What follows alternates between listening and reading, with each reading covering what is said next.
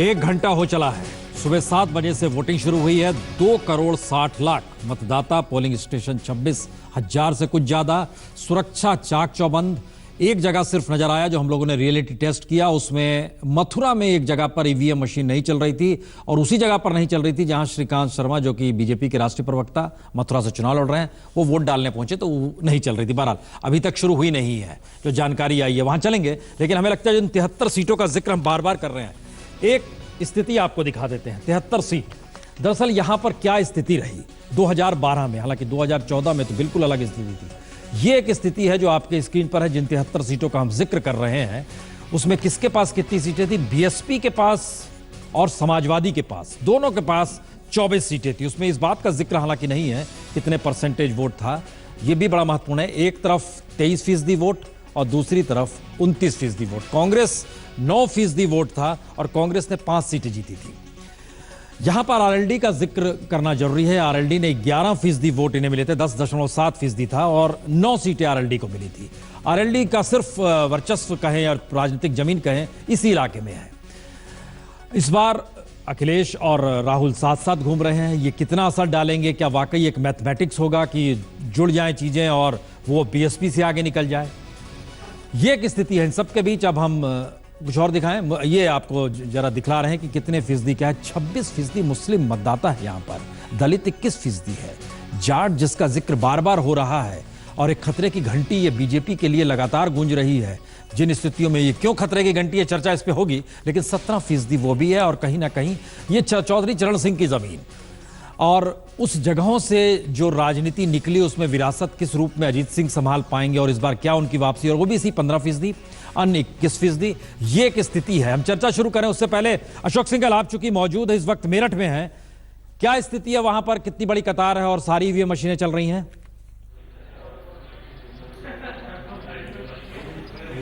बिल्कुल, ईवीएम मशीनें चल रही हैं प्रफुल्ल। लोग घरों से निकलना शुरू हो गए हैं। मैं आर्य समाज इंटर कॉलेज में खड़ा हूं जहां पे वाजपेयी, लक्ष्मीकांत वाजपेयी जो उम्मीदवार हैं बीजेपी, वो भी थोड़ी देर में वोट डालेंगे। कुछ महिलाएं हमारे साथ मौजूद हैं, उनसे बात करते हैं। इस बार किन मुद्दों पे आपने वोट डाला है? इस मुद्दे पे कि हमारी कॉलोनी में या पूरे भारत में इतनी गंदगी है और स्त्रियों के साथ, गर्ल्स के साथ, छोटे छोटे बच्चों के साथ इतनी ये छोटी छोटी घटनाएं होती हैं और वो अच्छा माहौल होना चाहिए। आपने क्या सोच के वोट डाला और आप इतने सालों से इतने चुनाव आपने देखे हैं, क्या फर्क है इस बार के चुनाव में? ये देश का और जो है शहर का सुधार होना चाहिए। जो भी ये बलात्कार होते हैं, लड़कियां अकेली नहीं घूम सकती रात में, उनकी सुरक्षा होनी चाहिए। ना बड़ों की सुरक्षा है, ना बच्चों की है, किसी की नहीं। अपहरण हो रहे हैं रात दिन। सब पार्टियां बार बार विकास की बात करती हैं कि विकास का मुद्दा है, विकास लाएंगे। आपको क्या लगता है कि सबसे अहम मुद्दा क्या आपके, और विकास क्या हो पाता है इतने दावों के बावजूद? इतने दावों के बावजूद विकास नहीं हो पाते, लेकिन होना चाहिए। और हम उम्मीद करते हैं कि अब जो पार्टी बनेगी, जो चुनी जाएगी, वो देश का विकास होगा उससे। और ये जो देश में चल रहा है, भ्रष्टाचार है, बलात्कार है, ये सब चीज़ों से निजात मिलेगी। लेकिन दावों के बावजूद कुछ फर्क पड़ता है चुनावों में? आपको लगता है कोई भी पार्टी आए, कोई भी सरकारें बने, कुछ सुधार होते हैं? नहीं होते, कोई सुधार नहीं होते। हम जरा सा अशोक रोक रहे हैं। संजय, हम आपके पास आ रहे हैं, हम देख रहे हैं बड़ी हरकत हो रही है। क्या ईवीएम मशीन बंद है अब भी? क्या स्थिति है वहां पर मथुरा में?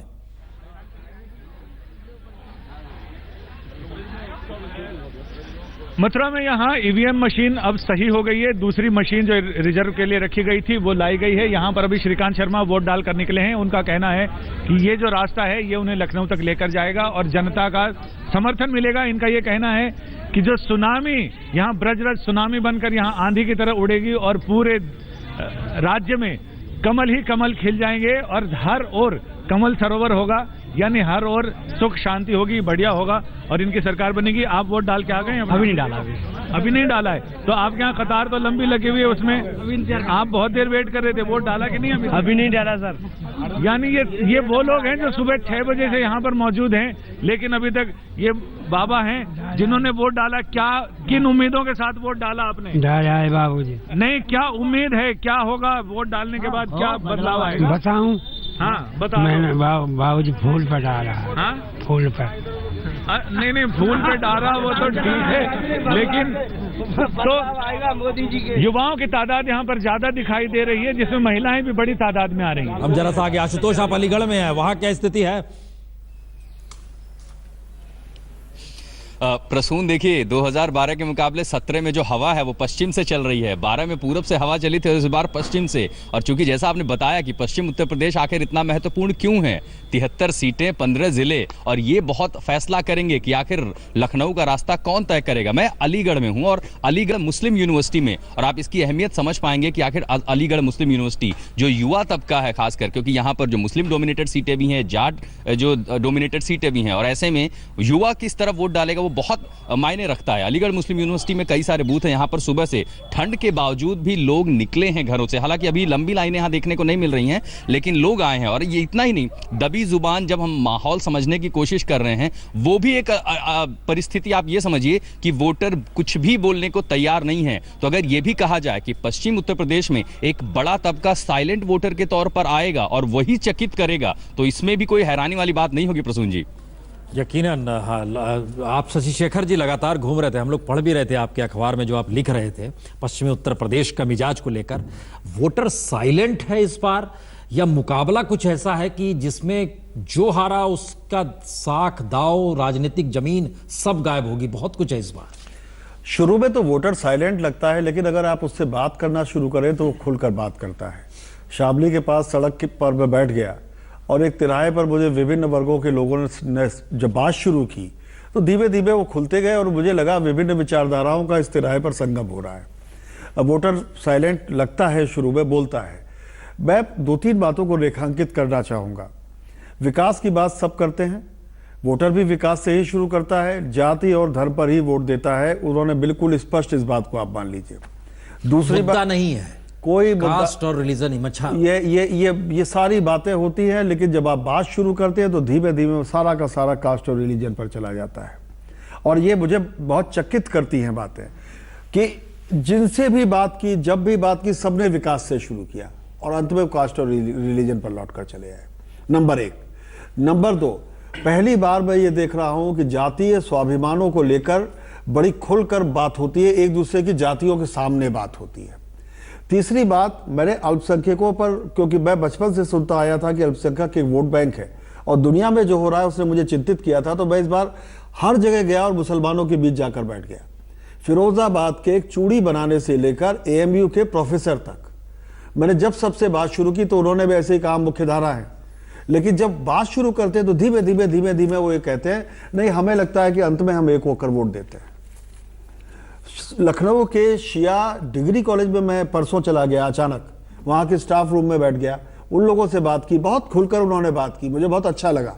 सारे मुद्दों पर वो बोले और एक बहुत बढ़िया ज़हीन तरीके से उन्होंने कहा कि चुनाव से कुछ देर पहले, एक दिन पहले हमारे यहाँ ये तय होता है किसको वोट नहीं देना है। तो मैंने कहा क्या ये भी तय होता है किसको वोट देना है? उन्होंने कहा नहीं, ऐसा तय नहीं होता, लेकिन वो इशारों में लग रहा था कि वो किसको वोट देंगे। तो 70 से 80% एक तरफ जाने वाले। संजय पुगलिया जी, क्या जातियों की गोलबंदी जो राजनीतिक तौर पर हो गई है उत्तर प्रदेश में, जब कांग्रेस और समाजवादी पार्टी मिल जाती है तो क्या यादव अपने से इतर देखेगा दूसरी जाति वाले कैंडिडेट को, या जातियों की गोलबंदी सिर्फ अपनी स्थिति को देखेगी? यही स्थिति क्या मुस्लिमों के साथ रहेगी? देखिए, हम लोग हमेशा एक बास्केट में फिट करना चाहते हैं कि अगर एक जाति एक तरफ है तो पूरी एक तरफ है, जबकि सबको थोड़े बहुत वोट इधर उधर मिलते हैं। अब जो जवान आबादी है उसमें ये मानना कि बिल्कुल एक तरफा चलेगा, ऐसा होता नहीं है। लेकिन जो शशि शेखर जी कह रहे थे उसमें से एक बात मैं पकड़ना चाहता हूँ कि बात भले वो मुद्दों की करते हों शुरू, लेकिन आते हैं जाति और धर्म पे। पश्चिम उत्तर प्रदेश में सबसे बड़ी समस्या ये है कि बीजेपी का प्रयोग पक्के तौर पर सफल हुआ कि धर्म के आधार पर ध्रुवीकरण करा लें। बिहार में नहीं चलता, यूपी वल्नरेबल है धर्म के आधार पर ध्रुवीकृत होने के लिए, ये हमने पास्ट में देखा है। इस बार की लड़ाई दरअसल यही है कि हम धर्म के नाम पर ध्रुवीकृत हों, पिटाई के बाद भी, गन्ना का कीमत न मिलने के बाद भी, और जो भी शिकायतें हैं नोटबंदी से जुड़े हुए उसके बाद भी, या हम जाति के आधार पर, जो कि सामाजिक सच्चाइयों के कारण एक बास्केट में हम डाल देते हैं, एक लेबल लगा देते हैं, उसके आधार पर हम वोटिंग करें। तो यहाँ पर सबसे बड़ा संघर्ष यही है कि क्या ये लोग जो हैं इस बार इस बात पर वोट करेंगे कि हमको बीजेपी के साथ रहना है, क्योंकि इन्होंने एक सपना बेचा था। इनका जो एजेंडा आप देखेंगे, जो भाषण सुनेंगे, वापस वही बात हो रही है। एंटी रोमियो दल, 3 तलाक, एक्सोडस, जेलों में ठूंस दिया गया है। तो ये सारा कुछ इसीलिए है कि कहीं जात के आधार पर वोट पड़ा तो हमको उल्टा पड़ जाएगा। जात को हम लोग बहुत ओवर सिंप्लीफाइड करते हैं। ऐसा नहीं है कि अंडरलाइंग मुद्दे नहीं होते। एक सर्वे ये बताता है कि बिजली सबसे बड़ा मुद्दा है, लेकिन मेनस्ट्रीम मीडिया में ये चर्चा में ज्यादा नहीं आया है। दूसरी बात जो उन्होंने कहा कि एक दिन पहले तय करते हैं, इनफैक्ट संजय जी भी इस पर प्रकाश डाले तो बड़ा अच्छा रहेगा। पहली बार मैं देख रहा हूं कि यूपी में अनडिसाइडेड वोटर्स की संख्या वास्तव में ज्यादा है। साइलेंट वोटर होता है, कभी नहीं बताता, लेकिन इस बार वो वास्तव में दुविधा में है, क्योंकि किसी के बारे में ऐसी प्रो इनकम्बेंसी एंटी इनकम्बेंसी लहर दिखती हो कि हम जाके सूंघ लें और बता दें, ऐसा माहौल वहां है। संजय जी, सुबह से हम लोग बहस कर रहे हैं, आप लोगों की राय थी कि जाट जो है वो एकजुट है और उसका एक मिजाज शायद नजर आ रहा है। तो क्या ये वाकई जो जिसका जिक्र संजय पुगलिया कर गए कि वाकई आखिरी सेकंड तक चीजें तय करने की स्थिति में उत्तर प्रदेश का वोटर रहता है जाति के हिसाब से, या नहीं रहता है, या एक भ्रम है ये? नहीं, बहुत बड़ी तादाद में अलग अलग जातियों का आप जिक्र कर लें, जाट का जिक्र कर लें, यादवों का जिक्र कर लें, किसी भी जाति के वोटरों का जिक्र करें, बड़ी तादाद में उनके वोटर पहले से मन बनाकर बैठ जाते हैं कि किस पार्टी को वोट करना है। ऐसे वोटर जो आखिरी मिनट पर अपना निर्णय लेते हैं, इनकी तादाद कम है। तकरीबन अगर एक आकलन किया जाए 20%, 18 से 20% ऐसे। मैं सिर्फ मुसलमानों की बात कह रहा था जो उन्होंने मुझसे कहा, मैं जातियों की बात नहीं कह रहा था। जी जी नहीं, लेकिन वोट पावर जहां पर सिमटा हुआ है वो एकजुट हो जाते हैं, क्या ऐसा लगता है? बिल्कुल, क्योंकि उनको इस बात का आभास है कि हमारी संख्या बढ़ी और हमारे वोट अगर एक तरफ गए तो वो बहुत ही निर्णायक होंगे। ऐसी जातियां जिनके नंबर बहुत छोटे होते हैं। इसका मतलब है इशू नहीं है उत्तर प्रदेश में? इशू बिल्कुल नहीं है। इशू जो है, जैसे अगर आप अलग अलग विधानसभा क्षेत्रों में जाएंगे तो कहीं कहीं लोकल इशू होंगे। हम आगरा का जिक्र कर रहे थे और हमने देखा आगरा में कुछ मतदाता थे जो पोल्यूशन का जिक्र कर रहे थे। क्या पोल्यूशन पूरे उत्तर प्रदेश का मुद्दा है? बिल्कुल ही नहीं। तो अलग अलग विधानसभा क्षेत्र में अलग अलग मुद्दे होते हैं। लेकिन शेखर जी बिल्कुल सही कह रहे थे। शेखर जी की बात, जो शेखर जी ने जैसे विवरण दिया, बिल्कुल सही विवरण है। बात शुरुआत होती है। सीधे सईद के पास चल रहे हैं, हाजी याकूब कुरैशी उनके साथ हैं, बीएसपी के उम्मीदवार हैं। सरधना से बहुजन समाज पार्टी के प्रत्याशी हाफिज इमरान साहब इस वक्त हमारे साथ हैं और आप सुबह सुबह अपने लाव लश्कर के साथ घर से निकले हैं। क्या उम्मीद इमरान साहब आपको? सरदाना विधानसभा की आवाम का प्यार मोहब्बत मिले इंशाअल्लाह, क्योंकि फिरका परस्ती और नफरत फैलाने वाले जो कैंडिडेट हैं भारतीय जनता पार्टी के, जिन्होंने विकास के नाम पर कोई काम नहीं किया, उनको जनता चाहती है कि इनको विधानसभा से इनकी जमानत जब्त कराकर भेजना चाहती है। लेकिन इमरान साहब, इस बार तो आपकी पार्टी कहीं नजर ही नहीं आ रही। असल में मीडिया जो दिखा रही है उसका बिल्कुल उल्टा है और हमारी पार्टी की सरकार बहुमत के साथ आ रही है और मेरठ के अंदर ही हमारी 700 सीटें जीतने जा रही है। पिछली बार तो बड़ा बुरा हाल था आपका मेरठ में।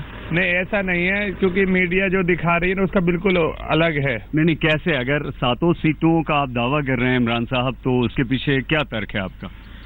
हमारा जो टिकट दिए गए हैं वो समाज को सोच ध्यान में रखे बहन कुमारी मायावती जी ने टिकट दिए हैं और सरकार भी हमारी आने जा रही है। मीडिया बिल्कुल अलग दिखा रहा है।